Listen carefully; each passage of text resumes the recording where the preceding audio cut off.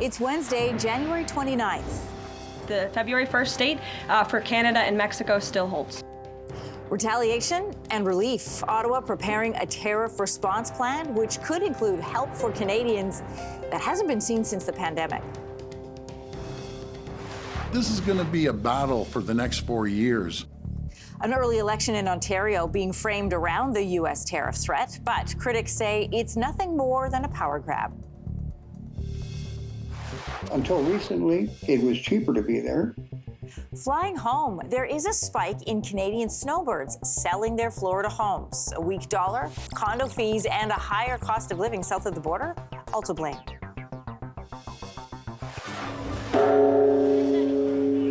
And the year of the snake. Families and friends around the world gathering to celebrate the Lunar New Year with prayers, gifts, and plenty of food. Stay with us, Canada. Your morning starts right now.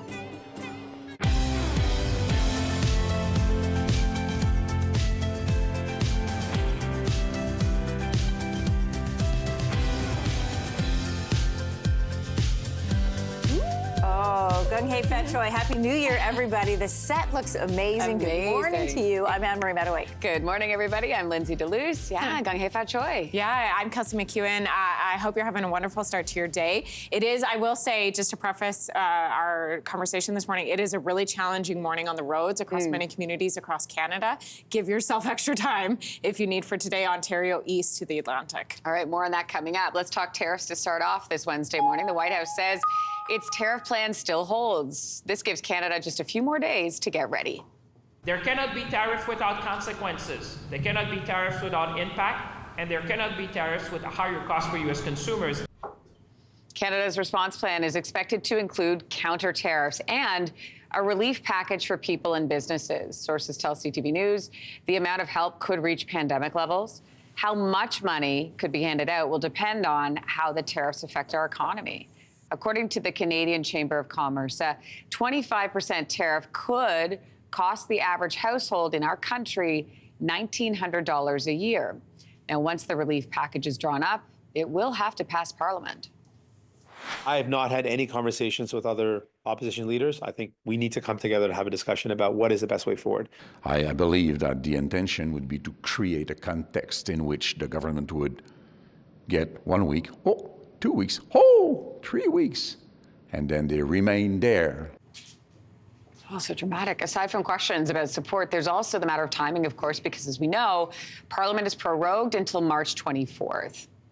The Bank of Canada's latest interest rate decision is expected this morning. Experts say the central bank is likely to cut interest rates by 1/4 percentage point to head down to 3%. That would be the 6th consecutive rate cut since June and the lowest rate since September of 2022.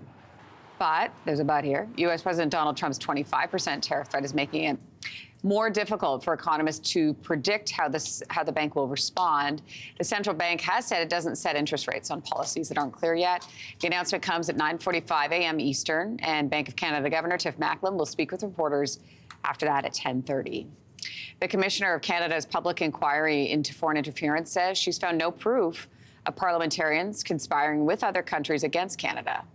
Nor have I seen any evidence to suggest that there are currently so-called traitors in Parliament. The final report from Justice Marie-Josée Hogue is contrary to a National Security Committee report that revealed, quote, semi-witting and witting participants working with foreign states to meddle in our politics. Public Safety Minister David McGuinty, who was formerly the chair of that committee, stands by the findings. Justice Hogue did say she found some parliamentarians have potentially problematic relationships with foreign diplomats, have used poor judgment, and have had questionable ethics in the past.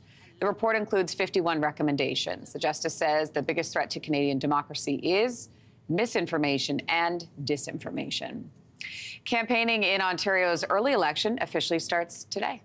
I can't stress enough how devastating these tariffs will be.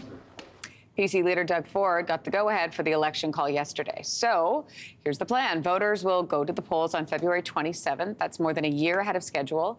Doug Ford says Ontario's next premier needs a strong mandate to deal with the Donald Trump administration. The other party leaders say an election right now only adds to the uncertainty.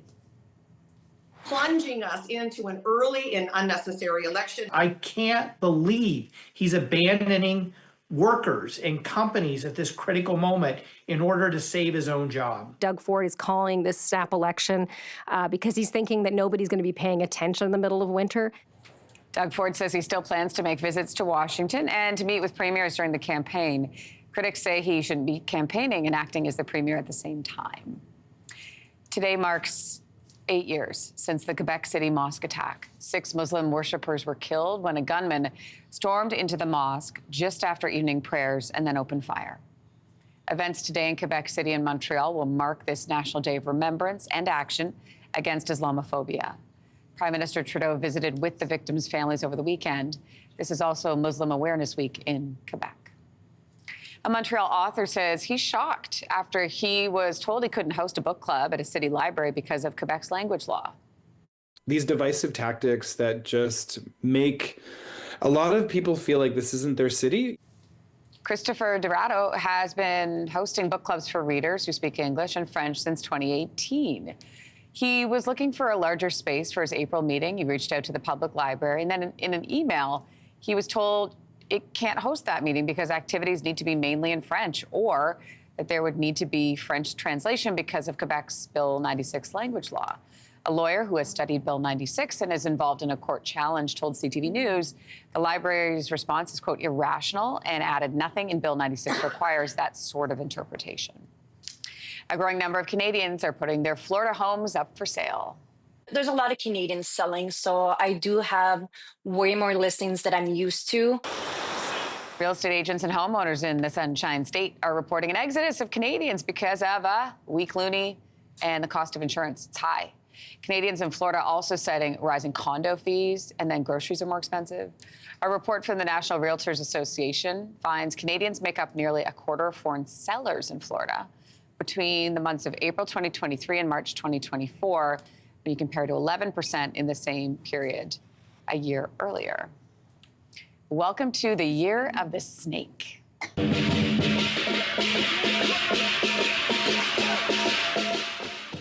This is a look at some of the Lunar New Year celebrations. This is in Sydney, Australia, in the Chinatown there in Sydney. A dance troupe performing traditional lion dances in colorful costumes to kick off the festival.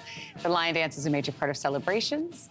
The dance is meant to invite good luck and ward off evil spirits from homes, businesses, and workplaces. The Lunar New Year coincides with the first new moon of the lunar calendar. Chinese communities consider Lunar New Year to be the most important festival of the year.